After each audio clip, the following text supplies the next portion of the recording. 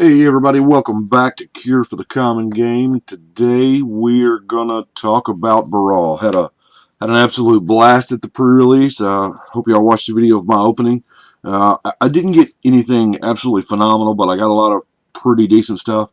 Had fun, had a blast. Took my youngest son; it was his first pre-release. But I got this gem, Mr. Baral here, and we're gonna now. He's kind of an obvious build, actually. I won't go into every card, but your instants and sorcerers being cheaper is pretty cool, and the ability to filter is pretty neat. Even when you're just drawing, and obviously this leads to the thought path of a counterspell deck, which can be kind of uninteractive. I mean, yeah, but first off, we got to realize we can't counter the table. You cannot counter every single thing. You have to take in what's going on at the table at the time. Who the commanders are, who the players are, what the playstyle is, and most of the time, if it doesn't hurt me, I'm good. Creatures, it's kind of a hard bet because eventually, sooner or later, they're going to come after you. But anyway, so what I've got is obviously every counter spell you can think of. I won't go into those. Let's start with the creatures. We got Daring Apprentice, just because he's a dude and he can counterspell. Hard to build the deck without a Guile. The ability to keep what you counter, that can, if you get lucky enough for the Guile, you can hold your own. Of course, the thing in the eyes, I really like this. It's about one of the only flip cards, or I'm sorry, transform cards that I have really ever cared about besides the land. Now, Talrand obviously provides a win con, and so does the Lull Mage Mentor. Because those two, whenever you get a dude, and then the dude's, Talrand's flies, and this guy's counters, and then here's a blast from the past a lot of people don't know about from the Odyssey cycle of the Lugoif series, the Cognivore. Instant cards in all graveyards. I mean, obviously, by the time you cast him, he's so dang expensive. I'm not exactly certain why they. I know they did that for a reason. I just don't know what it is. We got our blue bounce spells, obviously, because this is our version of Wrath of God. Bounce of God, I guess. And, of course, we have a couple of Jaces. Now, as far as card draw, instant card draw, or, well, just card draw in general, because Ponder's obviously not an instant. There's 4 cards, and obviously they are what they do. Baral's expertise, that was one of my go-to rules for these is I needed the expertise regardless of what they did in the deck. So there's still a few of these that I don't have. Apologies. But I do have this one. The 4-drop, in this deck, it just almost doesn't seem that good. Maybe I'll get lucky and have... well, I can't cast a land, so maybe I'll get an artifact. Speaking of artifacts, let's go through it. Obviously, we're playing a mono blue deck. The medallion's kind of a no-brainer. We since we are playing an absolute ton of counter spells, we have the Bone Wand here because that's another win condition. Now, trying this out is kind of a mini Bone Wand. Nah, don't know. We'll see how it plays. Metamorph,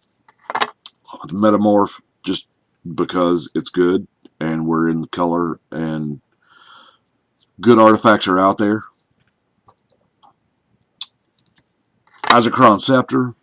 Here again, we're playing a deck full of counterspells, and it just... the ability to use these 2 cards, because you're imprinting, is absolutely insane. If it sticks and you get more than 2 uses out of it, you've got value. Because as soon as you cast it, it's taking out 2 cards. So for the card advantage purposes, you've got to get 2 uses out of it. Speaking of uses, obviously Felden's Cane. Now, Ivory Tower is a classic card from years back where you just sit back and gain life. Now, that's a few artifacts in there, and I know what you're thinking. It's kill switch. It's probably not. But the kill switch, okay, you have to untap the kill switch. You can spend 2 mana and tap all other artifacts, and they won't untap, but during your untap step, they will untap as well as the kill switch. So, I'm using the kill switch because, let's face it, Brea's become a problem, and decks like her. When I say Brea, I don't think I'm hating on that one deck. I love that deck. I'm just talking about the artifact creature metagame, the Sharoom, the Memnarch, the Brea.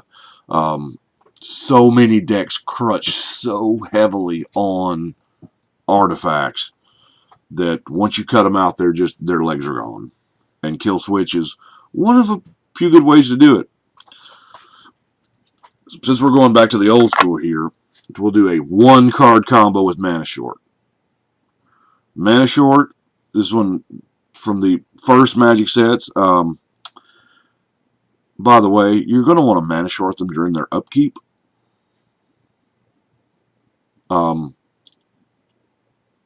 Now, also, this is can also be used as a what is that? A reverse giant growth against like Omnath decks that have just mounted up all this green mana in their pool, and they go to swing for general. Meh, your pool empties. But in my opinion, there's not a lot of difference in Mana Short and Time Warp style effects. Because for 3 mana, that person is essentially skipping their turn. Yeah, they can attack with dudes and tap and do things and whatever, activate walkers, but a good amount of time, that one clutch turn that you need that one player to just, okay, they got to just pass turn and I'll live. Here it is. Now, obviously, what kind of blue mage would I be? Yes, I know, I crutch too heavy on Capsize. It's just so damn good. I love Capsize. Drain Power is the other one. Now, the difference here is Drain Power is sorcery speed. So, yeah, you target them. They have to tap their lands for mana. Now, in response, they can play instants. They can use that mana to activate abilities. So, it's not as all-powerful as it once was, because years ago, there wasn't a whole... I mean, there was a fixed amount of things that they could respond with. But, you know, every ability they print and every instant they print, this thing gets a little better. A lot of times I'll generally target the... by the time that you use this, you're going to know who your target is. The player that you know isn't having a whole lot of instants. Now, let's do some enchantments. Hey guys, how many times over the past 2 weeks have you heard the phrase perfect information? For those of you that didn't know, Gitaxian Pro got banned in the modern format because it gave perfect information. Now, I don't think it... Anyway, whatever. Not my call. This is perfect information. The ability, if you get lucky enough to get this thing down on turn 1, and you're the only one that has any secrecy, and you've got the counter spells, you can see what's coming. You can make your counter decisions way, way better. And Arcane Lab is kind of you got to be careful because sometimes this can bite you. There are times when um, disenchant, things like that, to when player A will cast their one spell for the turn, and you will cast your one spell, which is a counter spell, and then player C will say, "Oh, the counterspell player's done played his one spell. I'll disenchant that bastard." So, but Arcane Lab does kind of control the tempo. Yes, it makes it a slow, grindy game. And as soon as you play it, all the aggro players are going to target you. So make sure that you've got your stuff online, get your propaganda out, whatever. Pendril Mist, here we go. Obviously, we don't have a lot of creatures to start off with. I mean, we could end up having some ridiculous amounts of tokens, yeah. But in the here and now, Pendril Mist is our removal. Future Sight.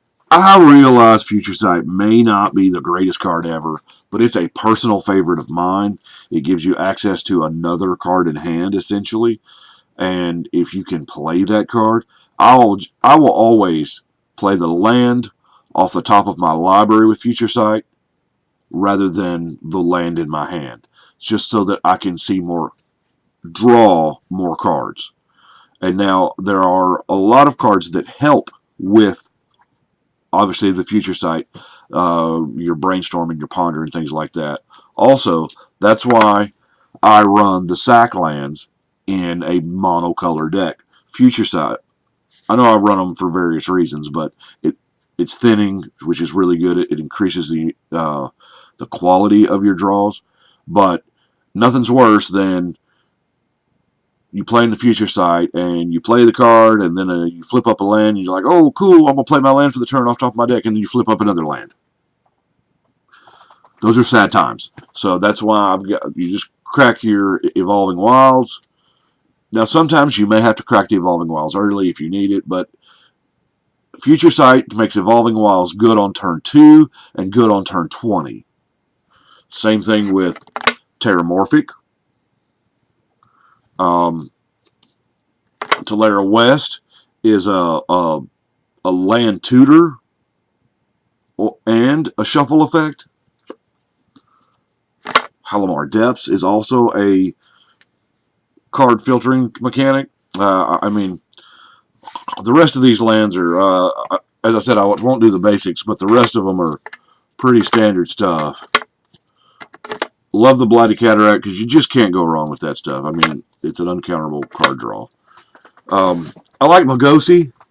I've got Magosi in there for the early turns because a lot of times I really don't care what happens on turn 2 or 3.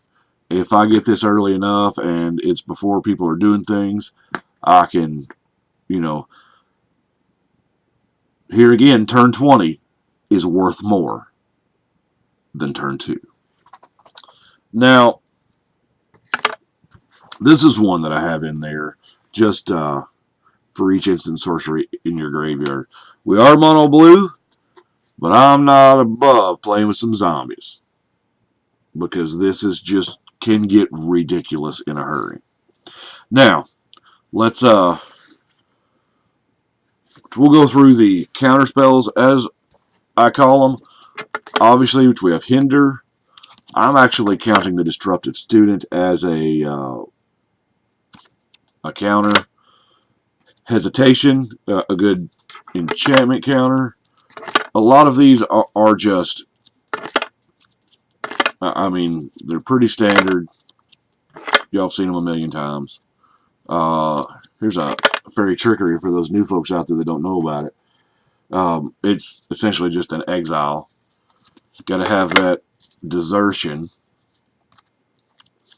I play with Force Spike because turn 1 drops are a thing, and people get, oh gosh, people are so obsessed with spending. I mean, people want max value, so they're going to spend all of their mana, and a lot of times they don't think that there's a Force Spike at the table, or I mean, It's mana leak. We should all be playing around it. If there's a blue player at the table who has countered any spell, obviously we should be playing around. So, but that's quite a few. There's a whole bunch of these. I won't go through all of them, but it's, as I said, there's about 30 something counter spells in there. That is what I have got for Mr. Baral. You add some basic lands to the mix, and we are good to go. I appreciate you watching, and please don't forget to subscribe, share, like, watch all the videos. We appreciate you watching, but for right now, it is time to shuffle and cut.